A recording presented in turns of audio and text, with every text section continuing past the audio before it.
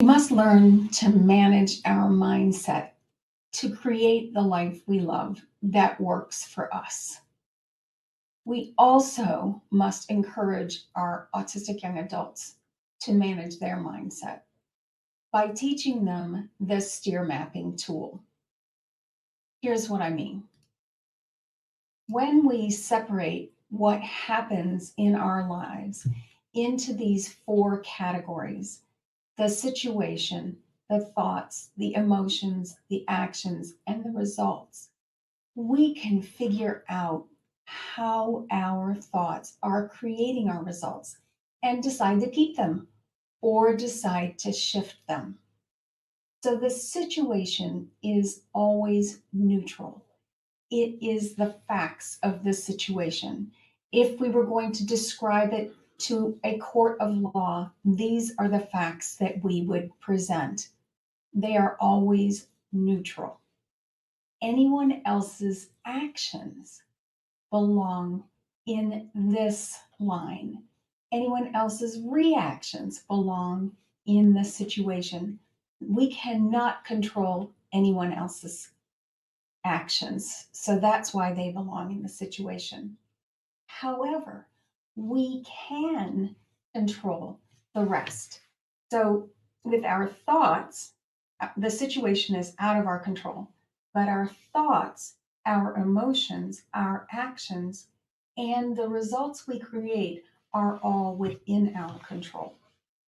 Even though our thoughts are triggered by the situation, we can take a pause and decide how we're going to think about it. That's where our power lies. That's where we get to make the choices that will create the results that we want. They're going to flavor, our thoughts are going to flavor our emotions. We know when we're acting from those comfortable, peaceful emotions. And sometimes we're operating out of those uncomfortable emotions, and we don't want to stop doing that. For example, if we lost someone that we love and our thought is I'm going to miss them, that's going to create an uncomfortable emotion of grief, but we don't want to change that. We want to honor the person that we love, or the animal, the loved furry thing that we love, through our emotions. So our thoughts are going to flavor our emotions, and we want to be aware of how that's happening. And then, of course, those emotions are going to generate our actions. In the case of the grief, we might cry. We might, feel a little bit less energetic that day. We might want to, you know, recall wonderful moments that we spent together and even think about, now, how am I going to continue without that person or that animal in my life? These are all wonderful, absolutely logical reactions that are going to be generated by that emotion of grief, and those actions are incredibly valid. And the result that that's going to create is we honor that person through our grief. So we need to know how all of these things fit into our lives. So when we remember, though, that others' actions are out of our control, but our steer map is in our control, that's when we realize the power we have to create the life we love that works.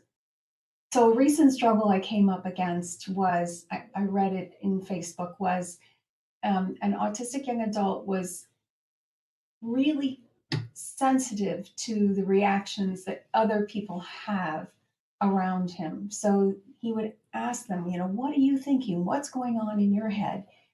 And so that would disturb him and his parents quite often, because they would find that socially inappropriate and perhaps even dangerous if he were to confront someone who, didn't regulate their own deer maps particularly well.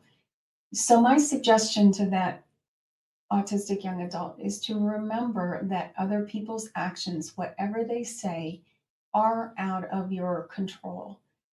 And it is your choice how you want to, how your tea is brewed, your thoughts, your emotions, and your actions. So he could think, they can think whatever they want about me, and that might create a peaceful emotion. And his actions might be to, wonder what they might be thinking, but not worry about it. And the result would be he would consider the other person's point of view. That's a good thing. He could also say, I'm going to let other people be wrong about me.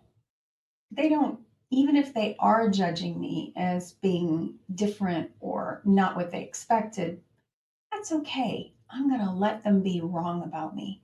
And hopefully that would create a feeling of calm for him. And his actions might be, I'm going to let them be wrong about whatever they want to be wrong about because, there are 7.9 billion people on the planet, and each of us has around 70,000 thoughts per day. That's a lot of thinking, a lot of zeros in that number. We certainly can't control or manage all of anyone else's thoughts. Let's focus on what we can control, which are our thoughts.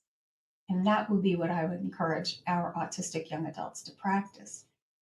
And yet, once we have done this work, we will be amazed. And to teach it, we have to practice it ourselves. So take that STEAR map and give it a go. Anytime you have an opportunity to pause and consider what's happening in any situation, write down your thoughts, your emotions, and your actions, and you'll see how your results are tied back to your thoughts. Give it a try. Bye for now.